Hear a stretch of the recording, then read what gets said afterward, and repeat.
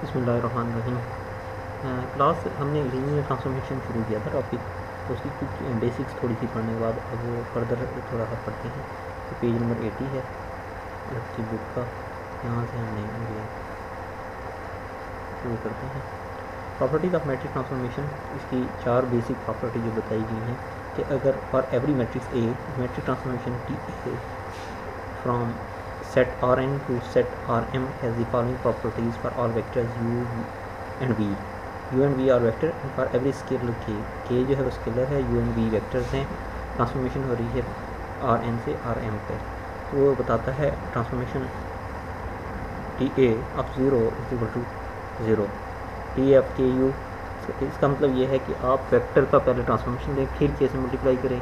वो इक्वल होगा कि पहले आप वेक्टर को के से स्केलर से मल्टीप्लाई करें और फिर ट्रांसफॉर्मेशन लें। इस प्रॉपर्टी को होमोजेनिटी प्रॉपर्टी कहते हैं और ये बहुत इंपॉर्टेंट है। इसी तरह दो वेक्टर को आप ऐड कर लें पहले, फिर ट्रांसफॉर्मेशन लें।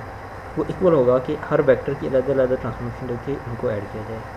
इसी तरह दो वेक्टर को पहले सब्ट्रैक्ट करके फिर ट्रांसफॉर्मेशन लें, तो इक्वल होगा कि दोनों वेक्टर की आप ट्रांसफॉर्मेशन लेके और फिर सब्ट्रैक्ट कर दें। और ये चीज़ें जो हैं ये in accordance with matrix arithmetic है, ठीक है। वो इस गिवन की जैसे किसी मैट्रिक्स को 0 से मल्टीप्लाई करें 0 आंसर आएगा। मैट्रिक्स को अगर किसी वेक्टर यू से या मतलब कॉलम मैट्रिक्स से मल्टीप्लाई करना हो तो कॉलम मैट्रिक्स को पहले किसी स्केलर के से मल्टीप्लाई करके फिर आप ऐसे करें, वो इक्वल होगा कि आप ए को यू के साथ मल्टीप्लाई करके फिर के से करें। इस तरह एडिटिव और ये मतलब एडिशन या सब्ट्रैक्शन में भी एडिटिव प्रॉपर्टी विद होल्ड करती है।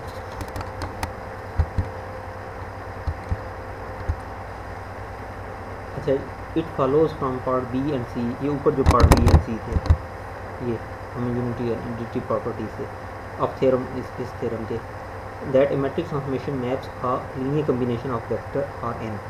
मैट्रिक ट्रांसफॉर्मेशन जो है maps are linear combination of vector in R M to the corresponding linear combination of vectors in R M in the sense that अगर ये है K1 U1 K2 U2 KR UR, इन सबको add करके फिर transformation लेंगे, equal होगा कि आप वेक्टर अलग अलग वेक्टर की ट्रांसफॉर्मेशन लें और हर एक अलग अलग वेक्टर को उनको रिस्पेक्टिव स्केलर से मल्टीप्लाई करें और फिर ऐड करें, और इसको कहते हैं लीनियर कम्बिनेशन। इसी को क्या कहते हैं? Linear combination. मैट्रिक्स ट्रांसफॉर्मेशन और not only kind of transformation, सिर्फ मैट्रिक्स ही ट्रांसफॉर्मेशन नहीं होती, और भी टाइप्स हैं।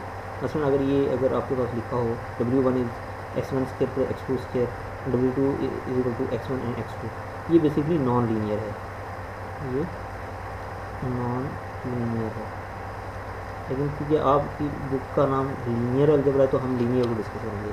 लेकिन ये जैसे उसने ये बताया कि ट्रांसफॉर्मेशन सिर्फ यही मैट्रिक्स ट्रांसफॉर्मेशन नहीं होती, इस पर इस तरह होती है।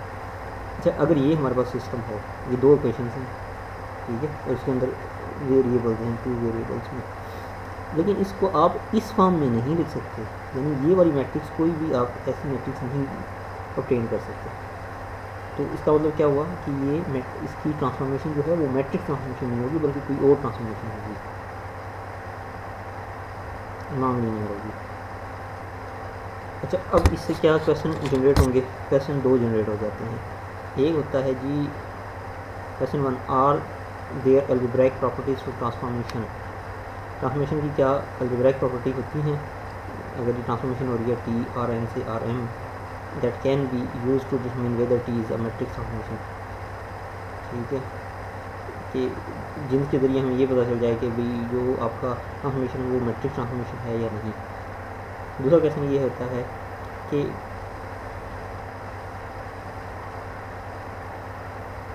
अगर हमें ये पता हो कि ये ट्रांसफॉर्मेशन ये है और ये मैट्रिक्स ट्रांसफॉर्मेशन है, तो हमें कैसे पता चलेगा कि ए क्या है, मैट्रिक्स ए क्या है, टी इक्वल टू टी है। तो ये वाला जो थ्योरम है ना, ये वाला थ्योरम, ये इसका आंसर देता है, यानी इन क्वेश्चन का आंसर ये थ्योरम दे रहा है। वो ये है कि अगर ट्रांसफॉर्मेशन हो रही है आर एन से आर एम, तो और वो ट्रांसफॉर्मेशन मैट्रिक्स ट्रांसफॉर्मेशन है, तो वो सिर्फ इफ़ एंड ओनली, यानी ये सिर्फ उस वक्त मैट्रिक्स ट्रांसफॉर्मेशन होगी कि अगर फॉलोइंग रिलेशनशिप विद होल्ड करे, वेक्टर u एंड v के लिए और स्केलर k के लिए। u और एंड v वेक्टर हैं इन Rn, जो पहला था, पहले वाला Rn उसमें है वेक्टर। क्या प्रॉपर्टीज़ हैं वो वही हैं, एडिटिव प्रॉपर्टी और होमोजेनिटी, कि आप दो वेक्टर को पहले ऐड करके ट्रांसफॉर्मेशन में वो इक्वल होगा कि अलग अलग वेक्टर की ट्रांसफॉर्मेशन लेके और फिर उनको ऐड किया जाए। इसी तरह एक वेक्टर को स्केलर से मल्टीप्लाई करके प्री ट्रांसफॉर्मेशन में इक्वल होगा कि वेक्टर की ट्रांसफॉर्मेशन लेके फिर आप उसको स्केलर से मल्टीप्लाई करें। अच्छा ये प्रूफ है, ये अगर मैथ के स्टूडेंट होंगे मेरे ख्याल से एड्रेस करना चाहिए। आप लोगों को जस्ट इतना बताना इनफ है कि जो ट्रांसफॉर्मेशन मैट्रिक्स होती है ना उसमें एक जो होता है ये वाला ए, ये बेसिकली क्या है कि यहाँ एक कॉलम आ जाएगा और ये जो आएगा ये आपकी ट्रांसफॉर्मेशन ऑफ लीनियर बेसिस आएगा। बेसिस क्या होती है, ये दूसरा आ जाएगा, तीसरा, इस तरह, यानी आपने सक्सेसिव कॉलम बना देने हैं। ठीक है, Te1 ये वाली जो बार है ये बेसिकली शो कर रही है कि दूसरा कॉलम अब आएगा। ठीक है, और ये E1 E2 वगैरह क्या है, ये इसे कहते हैं बेसिस, स्टैंडर्ड बेसिस या बेसिस। और बेसिस होते क्या हैं, EJ होता है और J जो है वो फ्रॉम 1 2 3, अगर n अगर 3 है तो यानी n3 का मतलब R3 में अगर हम देख रहे हैं तो इसमें 3 टाइप के आ सकते हैं basis, E1 E2 and E3। ये याद रखें कि जो 1 है इसका मतलब ये है कि 0 0 होंगे, लेकिन जो ये लोकेशन है वहाँ 1 होगा। ये कौन सी लोकेशन है, 1, तो इसमें पहली जगह 1 होगा, बाकी सारे 0 हो जाएंगे। इसमें क्या 0 0, लेकिन दूसरी लोकेशन जो है उस पर 1 आ जाएगा, इसमें थर्ड लोकेशन पे 1 आएगा। तो इनको कहते हैं बेसिस, क्या कहते हैं, स्टैंडर्ड बेसिस। और हमने पीछे ये भी देखा था कि हम किसी भी उसको लीनियर कम्बिनेशन ऑफ बेसिस में लिख सकते हैं, ये हमने पिछले लेक्चर में देखा था, मैं दिखा भी देता हूँ आपको।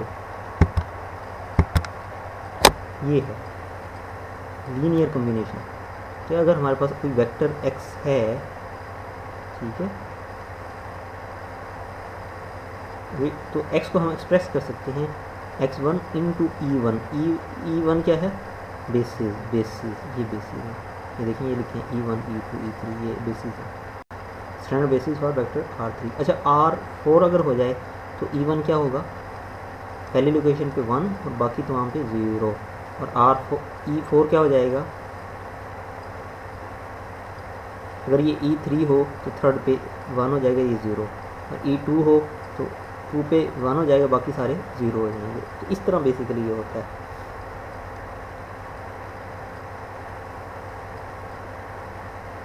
अच्छा बहरहाल ये मैंने आपको बता दिया कि ये लीनियर कम्बिनेशन के तौर पे लिखा जा सकता है, x को लीनियर कम्बिनेशन के तौर पे लिखा जा सकता है। अच्छा जी, ये बात पिछले लेक्चर से दिखाने के बाद मैं अब आगे मूव करता हूँ।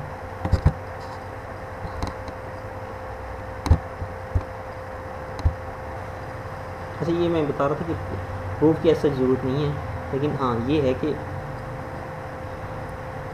जो इसका आंसर होगा वो AX हो जाएगा ओवरऑल का, और वो हर पार्ट में यानी ट्रांसफॉर्मेशन की जाए x1 into transformation of E1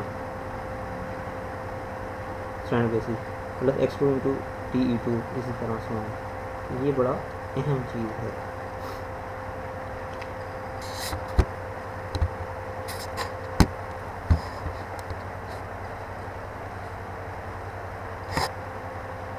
अच्छा 1.8.2 are called linear conditions, 2 properties listed in theorem. अब पिछले थ्योरम में ये जो 2 प्रॉपर्टी हैं, इन 2 प्रॉपर्टी का एक और नाम भी आ गया, और वो नाम क्या आया मैं दिखाना चाह रहा हूँ आपको,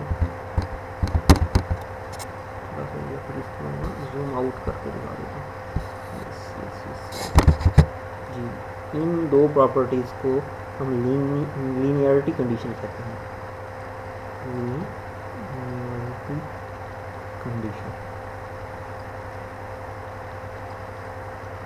लीनियरिटी कंडीशन अब जो ट्रांसफॉर्मेशन लीनियरिटी कंडीशन को फुलफिल करे उस ट्रांसफॉर्मेशन को लीनियर ट्रांसफॉर्मेशन कहते हैं। वो ट्रांसफॉर्मेशन जो इन दो प्रॉपर्टीज़ को फुलफिल करे उसको लीनियर ट्रांसफॉर्मेशन कहते हैं या मैट्रिक्स ट्रांसफॉर्मेशन कहते हैं। लीनियर ट्रांसफॉर्मेशन और मैट्रिक्स ट्रांसफॉर्मेशन एक दूसरे के साथ इंटरचेंजेबल और यूज़ कर सकते हैं और यही इसमें बताया गया है।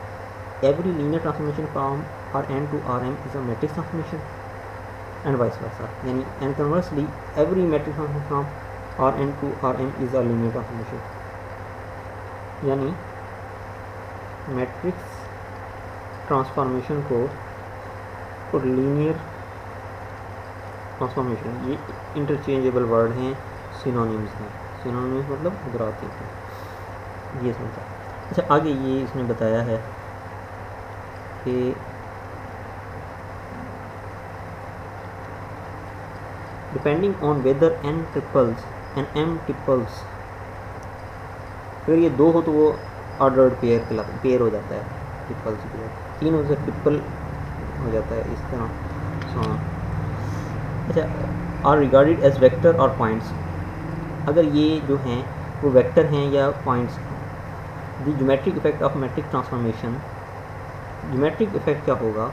ज्योमेट्रिकली हम ये कहेंगे कि Rn से Rm में जो ट्रांसफॉर्मेशन हो रही है वो अगर पॉइंट है तो पॉइंट से पॉइंट पे इमेज बन रहा है या मैप कर रही है, और वेक्टर है तो वेक्टर से वेक्टर। इसमें जैसे इसने पहले ये मतलब ये वाली जो डायग्राम है इसमें उसने वेक्टर की ट्रांसफॉर्मेशन या मैपिंग दिखाई है और इसमें पॉइंट टू पॉइंट दिखाई है। और सेंटेंस क्या है? Depending on whether n triples are and m triples are regarded as vector or points, the geometric effect of a matrix transformation Ta from Rn to Rm is to map each vector या point in Rn into a vector of points in Rm, कि Rn में जो points या vector है वो respectively Rm में point या vector में ट्रांसफॉर्म होता है या मैप होता है।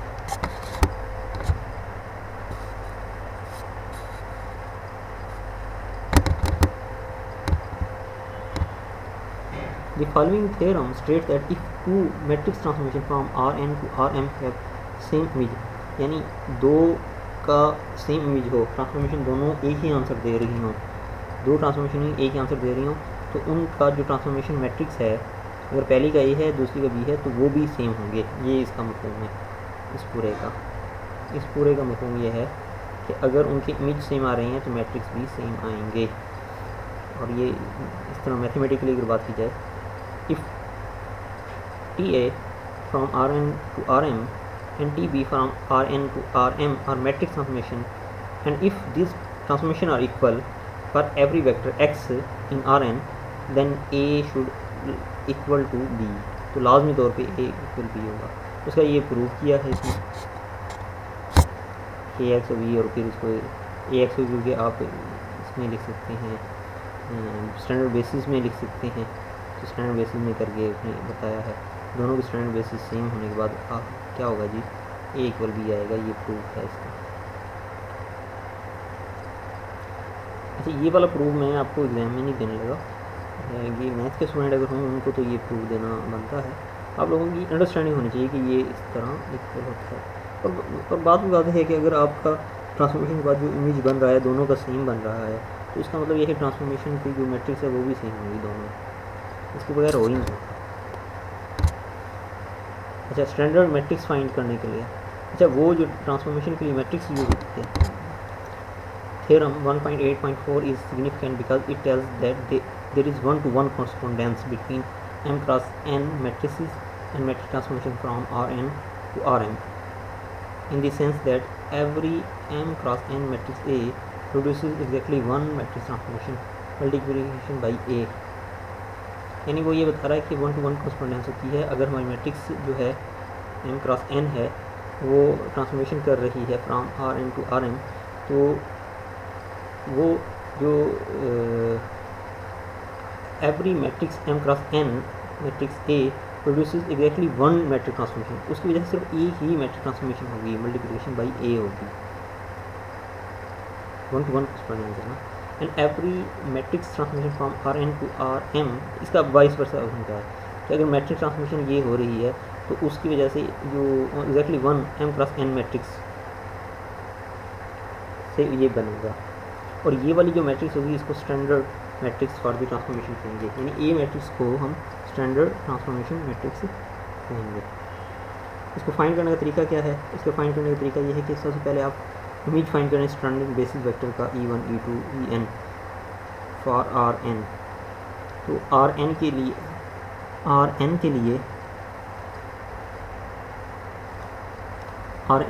e1 e2 स्टैंडर्ड बेसिस के इमेजेस फाइंड कर लें, और फिर क्या है, फिर ये है कि ये आपने ये ट्रांसफॉर्मेशन फाइंड कर ली, फिर आप क्या करेंगे, इनको सक्सेसिव कॉलम में लिख लेंगे, पहले की यहाँ, दूसरे की यहाँ, तीसरे की यहाँ, 3 एलिमेंट इधर इस तरह से। इस मैट्रिक्स को ए को हम कहेंगे स्टैंडर्ड मैट्रिक्स।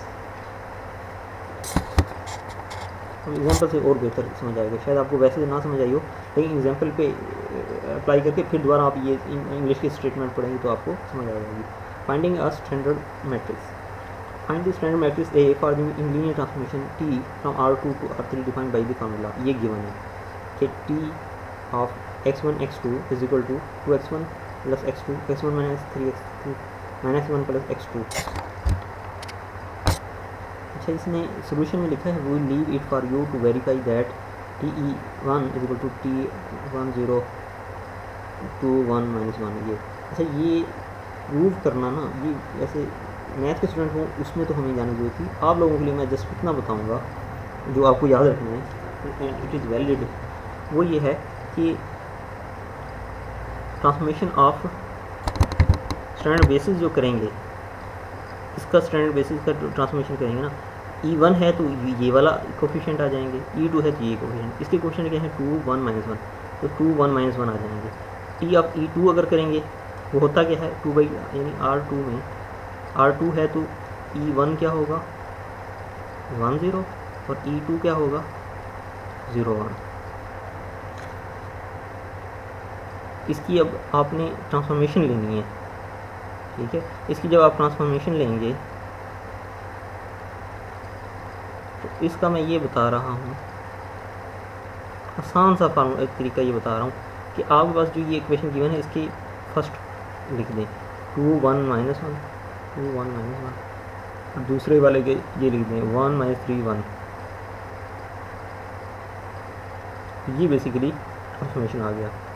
अब स्टैंडर्ड मैट्रिक्स लिखना है तो क्या है, ये जैसे कि हमने पीछे जिक्र किया था कि सक्सेसिव कॉलम में लिख देना है। तो पहला कॉलम 2 1 माइनस 1 आ जाएगा, दूसरा कॉलम ये 1 माइनस 3 1। इस मैट्रिक्स को हम कहते हैं standard matrix. I think it is easy. अच्छा, अगर चेक करना हो तो इसका दूसरा तरीका क्या है, दूसरा ये है कि आप इसको मैट्रिक्स फॉर्म में लिख लें, a इंटू x1 x2, ठीक है, a इंटू x। अब a की जगह क्या आ जाएगा, अच्छा ये कहाँ से लिखा है, ये हमने यहाँ से नहीं लिखा, ये हमने ये वाली स्टेटमेंट देखी है, ये वाली स्टेटमेंट कि a into x1 x2 is equal to, क्योंकि ट्रांसफॉर्मेशन बताते खुद ये कहती है कि टी ए जो होती है वो बेसिकली ए एक्स होती है, ठीक है। तो ए एक्स की फॉर्म में इसको लिखने के लिए क्या किया, एक्स इसमें ये है x1 x2, इसको अगर इस कोफिशिएंट फॉर्म में लिख के इंटू x1 x2 लिखें, इस फॉर्म में लिखना चाहें तो ये बेसिकली क्या बनेगा 2 1 1 माइनस 3 माइनस 1 और 1। तो इसमें ये वाला जो मैट्रिक्स है ये ए होगा, ठीक है, ये वाला मैट्रिक्स ए होगा। तो आप यहाँ से वेरीफाई करें, यहाँ जो ए है और जो यहाँ से है वो दोनों सेम आ रहे हैं, जस्ट ये वेरीफाई किया। अच्छा, इसमें अगर फर्स्ट करो x1 और x2 की वैल्यू गिवन हो, जैसे x1 1 हो और x2 जो है वो 4 हो, तो सिंपली आप इस इक्वेशन में वैल्यू पुट करें, आपके पास ये मैट्रिक्स की मल्टीप्लिकेशन आपको आती ही है, तो आपके पास ये आंसर आ जाएगा। इसी तरह फिर दोबारा उसने एक क्वेश्चन दे दिया है कि T(x1) x2 जो है वो 3x1 plus x2 2x1 minus x2 in column vector form इनफाइनिटी।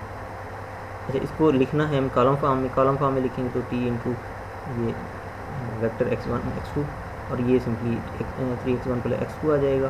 फिर कोमा का मतलब ये दूसरे आप रो में चले जाएँ 2x1 माइनस 4x2 और इसको फर्दर आप ax की फॉर्म में लिखें तो ये कोफिशिएंट मैट्रिक्स बन जाएगा। और ये जो कोफिशिएंट मैट्रिक्स है ये बेसिकली a है, ये a मैट्रिक्स और इसी a को हम कहते हैं स्टैंडर्ड मैट्रिक्स। तो स्टैंडर्ड मैट्रिक्स क्या आ गया 3 2 1 माइनस 4, तो ये स्टैंडर्ड मैट्रिक्स है।